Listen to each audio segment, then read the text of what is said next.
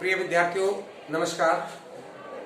पिछले वीडियो में आपने कक्षा 11 हिंदी अनिवार्य में संकलित पाठ स्थिति में बारिश पढ़ा था। इस पाठ का शेष भाग इसके आज हम पढ़ने जा रहे हैं। इसके लेखक हैं कृष्णनाथ और इनकी प्रमुख रचनाएं आपने पहले पढ़ी ली थी। हम इस पाठ का शेष भाग जो पिछले वीडियो में रह गया था उसे आज हम पूरा करने जा रहे हैं। देखिए, अपनी पुस्तक निकालें और उसमें पाठ को शेष भाग देखें। आपने पिछले में पढ़ा था कि यहाँ लोग इतने क्यों रह रहे हैं और रहने का ऐसा कारण क्या है। समझ में नहीं आता, जहां कोई पूछते हैं वहां की समस्या बताते हैं तो लोग यही प्रश्न करते हैं कि आखिर लोग इस स्थिति में रहते ही क्यों हैं। तो स्थिति में बारिश इस बात का शेष भाग आप आज पढ़ने जा रहे हैं। सुनिए कि स्पीति नदी के साथ साथ मेरा थोड़ा परिचय स्पीति के पहाड़ों से भी है। यानी नदी का वहां परिचय लेखक ने बताया, वहां के रहने वाले लोगों के बारे में बताया, अब वहां के पहाड़ों से भी परिचय कराता है वो कि स्पीति के पहाड़ लाहौल से ज्यादा ऊंचे, नंगे और भव्य है, यानी सुंदर है। इनके सिरों पर स्पीति के नर नारियों का आर्तनाद जमा हुआ है, यानी उनके दुख की आवाज वहां मौजूद है। शिव का अट्ठास नहीं, हिम का आर्तनाद है, ट्रिटोन है, गलन है, व्यथा है वहां पर उस पहाड़ों के ऊपर। इस व्यथा की कथा इन पहाड़ों की ऊंचाइयों के आंकड़ों में नहीं कही जा सकती। फिर भी जो सुंदरता को इंच में मापने के अभ्यासी हैं वो भला पहाड़ को कैसे बता सकते हैं। वे ये जानने की स्थिति मध्य हिमालय की घाटी है जिसे वो हिमालय जानते हैं। स्केटिंग, सौंदर्य प्रतियोगिता, आइसक्रीम और छोले भटूरे, कुल्लू मनाली, शिमला, मंसूरी, नैनीताल, श्रीनगर, ये सब हिमालय नहीं है, हिमालय का तलुआ है। यानी ये तो हिमालय के स्टार्टिंग पॉइंट है। शिवालिक या पीर पंचाल या ऐसा ही कुछ उसका नाम है, वह तलहटी है। रोहतांग जोत के पार मध्य हिमालय है। इसमें ही लाहौल स्पीति की घाटियां हैं। इन घाटियों की औसत ऊंचाई नापी गई है। श्री कनिंगम के अनुसार लाहौल की समुद्र सतह से ऊंचाई 10,335 फीट है और स्पीति की 12,986 फीट, यानी लगभग 13,000 फीट तो औसत ऊंचाई स्पीति की है। मध्य हिमालय की जो श्रेणी स्पीति को घेरे हुए हैं उनमें से जो ऊपर में है उसे 12 लाचा श्रेणियों का विस्तार समझें। 12 लाचा दर्रे की ऊंचाई का अनुमान 16,221 फीट की से लगाकर 16,500 फीट का लगाया गया है। इस पर्वत श्रेणी में दो चोटियां की ऊंचाई 21,000 फीट से भी अधिक है। दक्षिण में जो श्रेणी है वह माने श्रेणी कहलाती है। इनका क्या अर्थ है, यही ये बौद्धों के माने मंत्र नाम पर तो नहीं रहे। ओम मणिम पद्मेम हुम इनका बीज मंत्र है। इसका बड़ा महत्व है। इसे संक्षेप में माने मंत्र कहा जाता है या कहते हैं। कहीं इस श्रेणी का नाम इस माने के नाम पर तो नहीं है, अगर नहीं है तो करने जैसा है। यहाँ इन पहाड़ी में माने का इतना जाप हुआ कि ये नाम उन पहाड़ी श्रेणियों को ही दे डालना ही सहज था। यानी बौद्ध भिक्षुओं के द्वारा वहां जाकर के माने मंत्र का उच्चारण किया गया था और उन पहाड़ियों को माने के नाम से ही आज जाना जाने लगा है। इंपेरियल गजेटियर के माने श्रेणी की ऊंचाई 21,646 फीट बताई गई है। यह तो श्रेणी की किसी चोटी की ऊंचाई होगी, पूरी श्रेणी की ऊंचाई तो एक नहीं होगी। इसमें जो छोटी छोटी चोटियां हैं उनकी ऊंचाई भी 17,000 फीट से अधिक है। कई गांव समुद्र की सतह से 13,000 फीट से ऊंचे बसे हैं। 1, 2 या 14,000 फीट पर ऊंचाई पर है। यह मध्य हिमालय है, इसमें स्पीति स्थित है या मौजूद है। इसके पार बाह्य हिमालय दिखता है वहां पर। इसकी एक चोटी 23,064 फीट ऊंची बताई जाती है। इसमें कई चोटियां 20,000 फीट से भी अधिक ऊंचाई की है। मैं ऊंचाई के माप के चक्कर में नहीं हूं, यानी लेखक ये बताना चाहता है कि ऊंचाई के वर्णन कहां तक करूं। न ऐसे कोई होड़ लगाने पक्ष में हूं, पर ये एक बार लोसर में जो कर लिया जो बस सब है, बस इन ऊंचाइयों में होड़ लगाना मृत्यु है।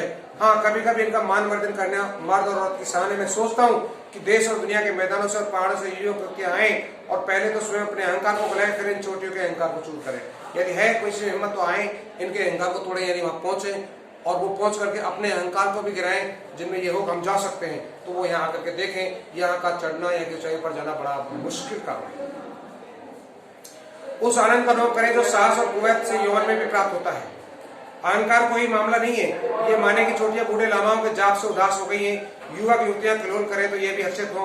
अभी भी इन पर स्फीति अर्थनाद जमा हुआ है। वह इस युवा 28 की गर्मी से कुछ तो पिघले। यह एक युवा निमंत्रण है। लाहौल की तरह ही स्पीति में भी 2 ही ऋतु होती हैं। कहीं इन्हें षड ऋतुओं का बखान किया है, यह अभ्यास दोष के कारण है। यहाँ जून से सितंबर तक एक ही अल्पकालिक बसंत ऋतु है जो शेष वर्ष शीत ऋतु रहती है।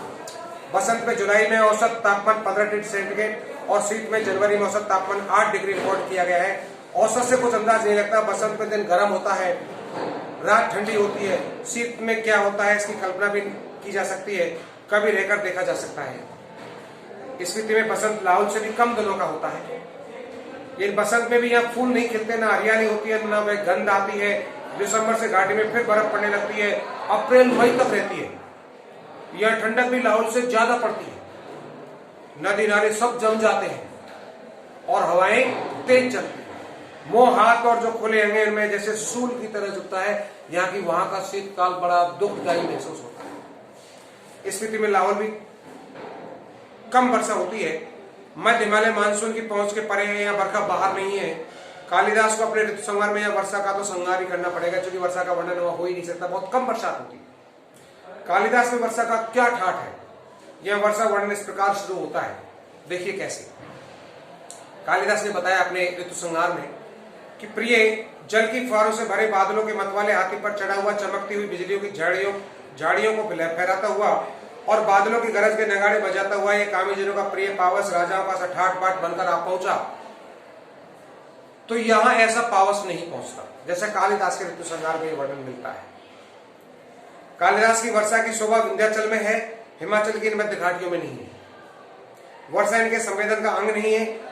वे यह जानते नहीं कि बरसात में नदियां बहती हैं, बादल बरसते हैं, मस्त हाथी चिंगारते हैं, जंगल में हरे भरे हो जाते हैं, अपने प्यारों से बिछड़ी स्त्रियां रोती कलपती हैं, मोर नाचते हैं और बंदर चुप मारकर गुफाओं में जा छिपते हैं। ऐसा स्थिति लाहौल के अंदर देखने को नहीं मिलता। ये अगर कालिदास यहाँ आकर कहें कि अपने बहुत से चित्रकों से सुनारी लगने वाली स्त्रियों को भी खिलाने वाली, पेड़ों की टहनी और बेलों की सच्ची सखी, तब तक सभी जीवों का प्राण बनी हुई वर्षा ऋतु आपके मन की सब बातें साबित पूरी करे, तो यहाँ स्पीति लाहौल के अंदर वो संभव नहीं हो सकता। केवल ये तो विंध्याचल पर्वत की पहाड़ियों में देखने में ये संभव है कि बरसात का प्रहार कितना तेज होता है, और कालिदास जैसे कवि ने अपने ऋतु संहार जैसे महाकाव्य में ये वर्णन किया है, अभी तो यहाँ देखने को नहीं मिलता।